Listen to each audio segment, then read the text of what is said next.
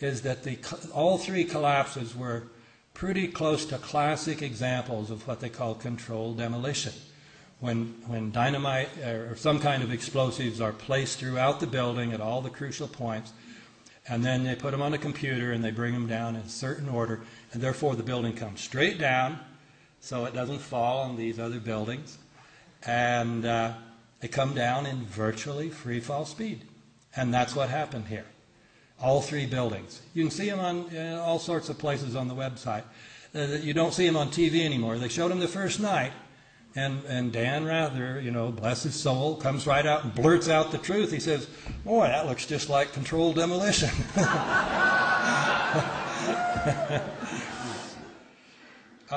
The 9/11 Commission also does not tell you that Marvin Bush, the president's brother, and their cousin, Wirt Walker, were the principals of the company that was in charge of security for the World Trade Center.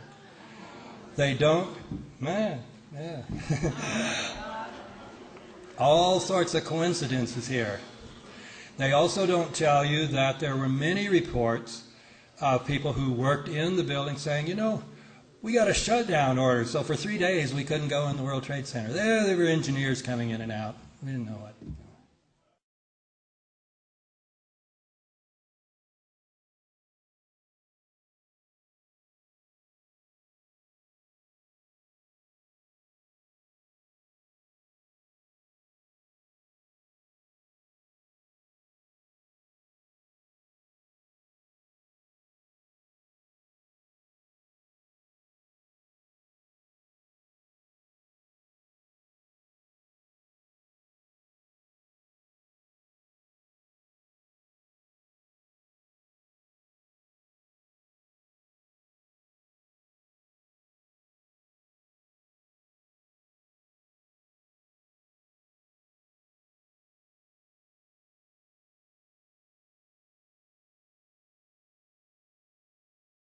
Again, his name is Scott Forbes. He joins us from across the pond today. Scott, thank you for making time for us. You're very welcome. Hello.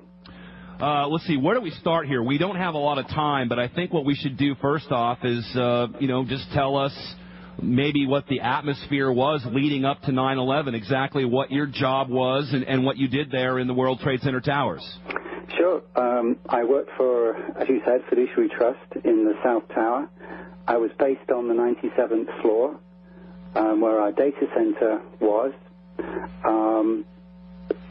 About 3 weeks prior to 9/11, our company, along with many others in the towers, were given notice that there was going to be a power down in the top 50% of floors in the southern tower. This was unprecedented. As you can imagine, a lot of financial institutions in the building, and to have a complete loss of power meant a complete loss of systems. And for an organization like my company, it was truly extraordinary. I mean, people probably scrambling as soon as they could to secure their systems before the power down. Yep, that was part of the deal. Have there been, let me, because for the sake of time, I want to keep this moving as much as possible, Scott. Had there been any power downs like this? Again, you were notified by the Port Authority there'd be a 36-hour power down at the top half of your tower. Had there been anything like this prior to this particular power down? And exactly, give us a time frame of when you were notified about the power down as related to 9/11. What was the date of the power down, and had there been one prior to this? Okay. The power down was on the Saturday and Sunday prior to 9/11, so that would have been the 8th and 9th of September. We were given 3 weeks' notice. It was relatively short time notice period to make all the preparations needed. And it was unprecedented. We'd never experienced a power down in the towers as far as I am aware.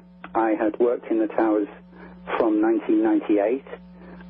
My colleagues who had been in the building well beyond that could not remember an occasion such as this, apart from the bomb incident in the early 90s. Well, let's move to this, Scott, because Now the power has been down, and you see a number of maintenance workers coming into the building. What was in your mind suspicious or notably suspicious about some of these workers coming in to come in for the power down? Actually, at the time, I wasn't suspicious at all.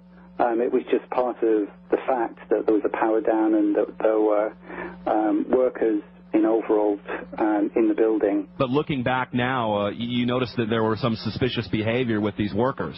Well, of course, looking back, you question everything, and you wonder, well, one of the main reasons why I became suspicious was I got in touch with the Port Authority, and I got in touch with the 9/11 Commission to register this piece of information so that it would be acknowledged, if only to be thrown away. And I had no acknowledgement. They did not come back to me. I repeatedly called and wrote letters to them. I've had no acknowledgement. It's as if this information is of no interest to anyone, but to me it seems to be part of the puzzle and should be registered. I was not in the office on 9/11 because of working that weekend. I had the day off on the Tuesday, and so I was in my apartment, which overlooked the Trade Center. I lived in Jersey City, across the river from the towers, so I was eyewitness to what went on there. And as soon as I saw the first tower go down, the South Tower, I was highly suspicious. It just didn't look correct. It looked like a controlled demolition. It did not look like a building collapsing either from an aircraft hitting it or from a fire inside. It seemed to crumble into dust. Yeah. It just didn't ring true.